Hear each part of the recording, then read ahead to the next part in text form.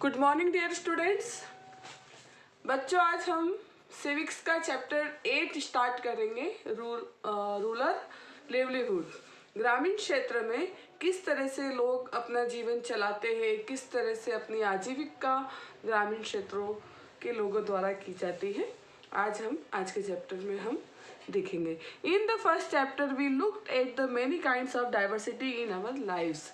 हमने पहले जो हमारा सबसे फर्स्ट चैप्टर था उसमें हमने देखा था कि किस तरह से हमारे जीवन में अनेक तरह की विविधताएं है। We also explored how living in different region has an effect on the work people do।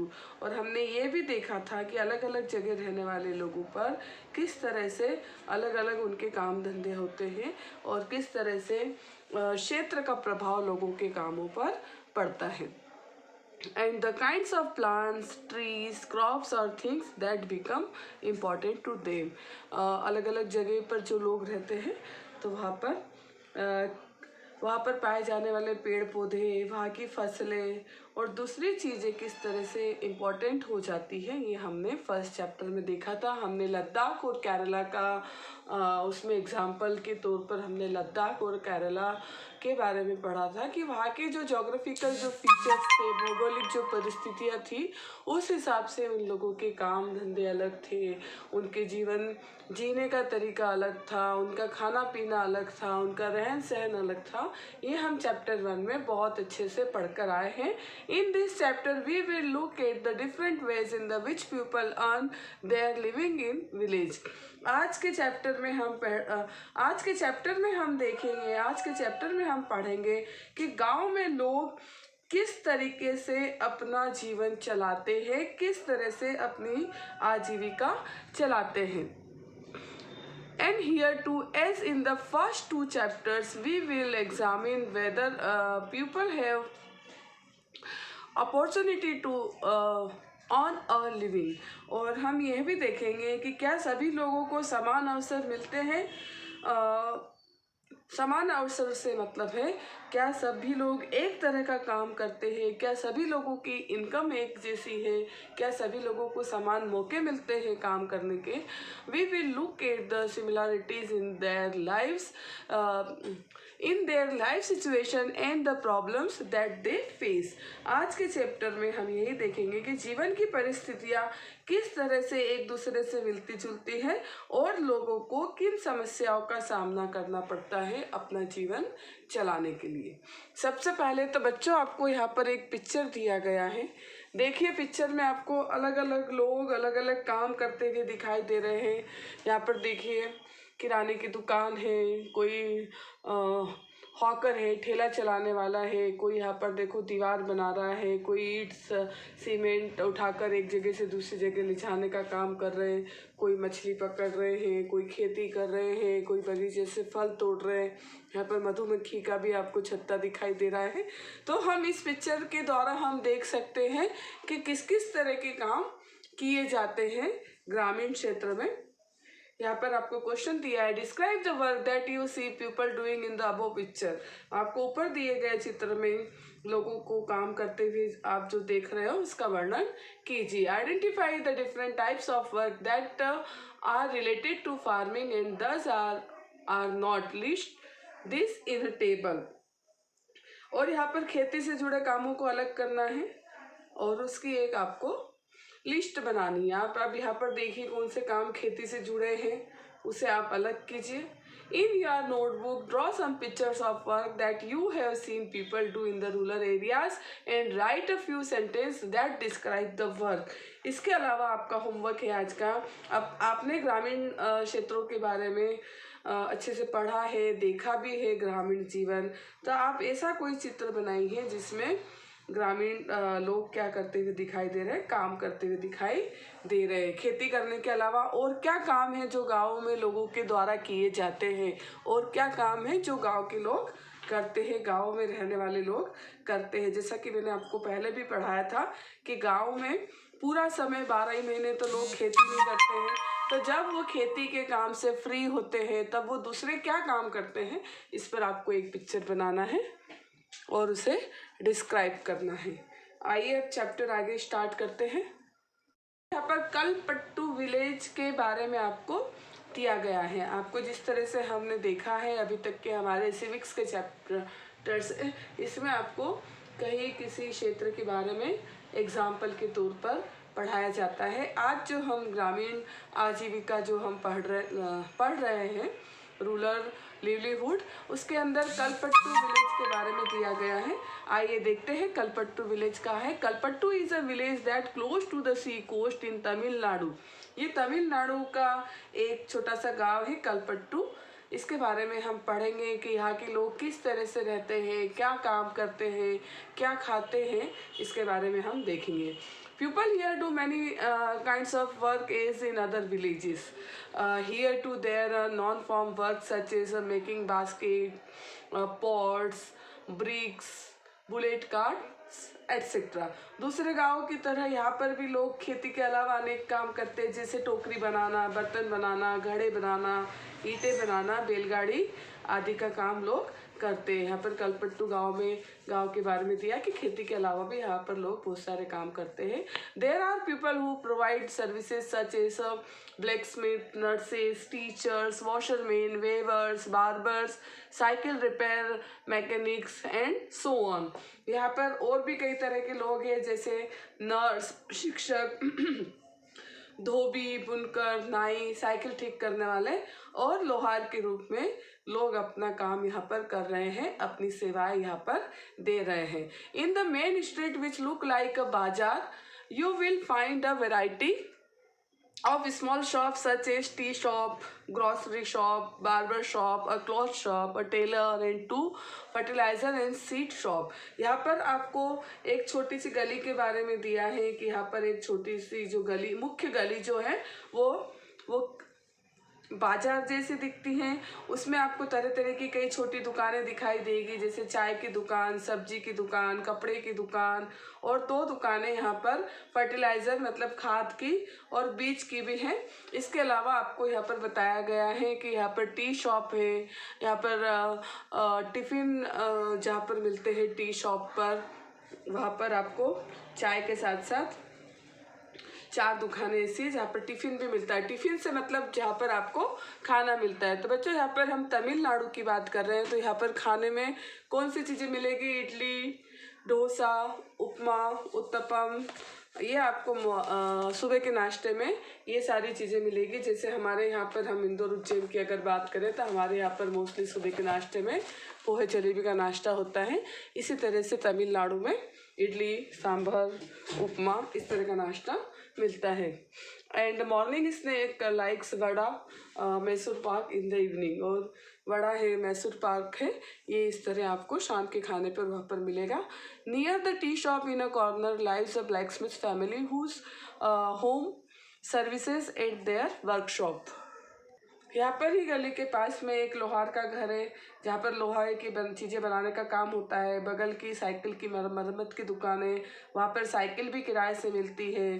गांव में 2 परिवार कपड़े धोकर अपना जीवन चलाते हैं, मतलब धोबी है वो, और कुछ लोग शहर में जाकर मकान बनाने और लॉरी चलाने का काम करते हैं। यहाँ पर आपको कलपट्टू गांव के बारे में दिया है कि यहाँ पर लोग किस किस तरह से काम करते हैं, वहाँ का बाजार कैसा है, क्या मिलता है, खाने में लोग नाश्ते में क्या खाते हैं, इस तरह की चीज़ें आपको दी गई हैं।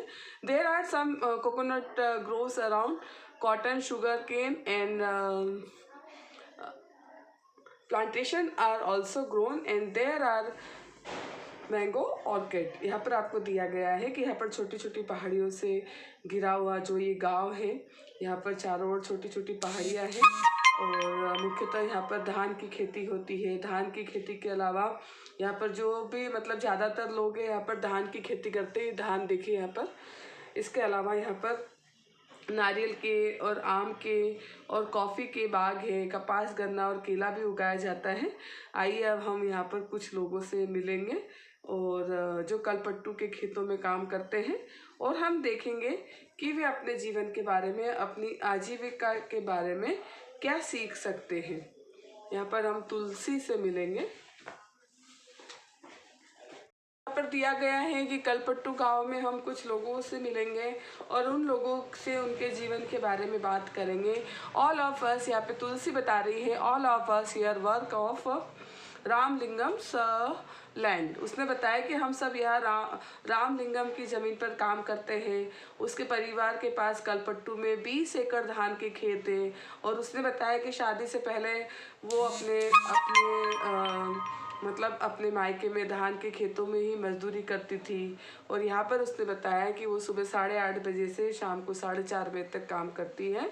और जो रामलिंगम की जो पत्नी है करुथम्मा काम की निगरानी करती है। करुथम्मा, यहाँ पर देखिए नाम भी आपको साउथ के हिसाब से मिलेंगे, साउथ के नाम रामलिंगम, करुथम्मा। तुलसी ने बताया कि वो जिसके खेत में काम करती है उसका नाम रामलिंगम है और वो सुबह 8:30 से लेकर 4:30 बजे तक काम करती है। और जो रामलिंगम की वाइफ है करुथम्मा, उसके काम की मतलब निगरानी करती है कि ये लोग किस तरह का काम कर रहे हैं। आगे देखिए अब आगे क्या बता रही है हमें तुलसी। तुलसी ने आगे बताया, साल में कुछ ही ऐसे मौके होते हैं जब उन्हें मतलब हमेशा ही रेगुलर वर्क मिलता है। This is one of the few times in the year that I find regular work. Now I am transplanting the paddy. When the plants have grown a bit, Ramalingam will call us again for weeding and then finally once again for the harvesting। यहाँ पर उसने बताया कि पूरे साल उन्हें खेतों में काम उपलब्ध नहीं हो पाता है। साल में कुछ ही ऐसे मौके होते हैं जब उन्हें रेगुलर मजदूरी मिलती है, नियमित रूप से मजदूरी मिलती है।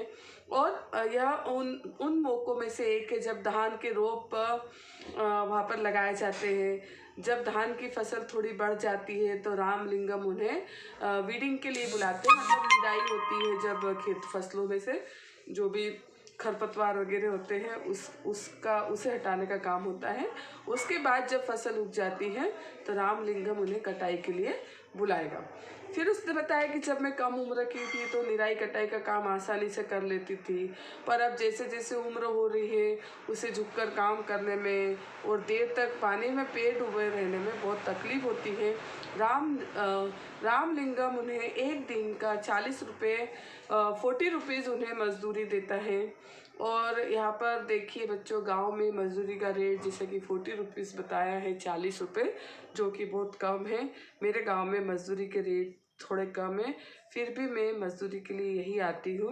रामलिंगम पर मुझे भरोसा है कि काम होने पर वह मुझे ही बुलाएगा, बाकी लोगों की तरह वह आड़ पड़ोस के गाँवों में सस्ते मजदूर ढूंढकर नहीं लाएगा। बच्चों देखो यहाँ पर भी कितनी उनको काम के लिए कितनी परेशानी है कि अगर उन्होंने काम करने से मना, मतलब उन्होंने अगर कहा कि उनकी मजदूरी बढ़ाई जाए तो वहाँ के लोग अड़ोस पड़ोस में से आसपास के गाँवों से जाकर क्या करते हैं, सस्ते में मजदूर ले आते हैं। तो यहाँ पर ये कहती है तुलसी कि रामलिंगम जो है व्यक्ति है वो क्या है, उसे उन पर विश्वास है कि जब भी काम की ज़रूरत होगी वह उन्हें ही काम करने के लिए बुलाएंगे।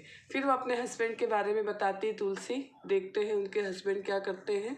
पर देखिए बच्चों, तुलसी ने फिर आगे बताया कि उसका पति रमन भी एक मजदूर है और उनके पास कोई ज़मीन नहीं है। साल के इन महीनों में वह क्या करते हैं, खेतों में काम करते हैं, खेतों में कीड़ों की दवाई छिड़कता है उनका जो पति है।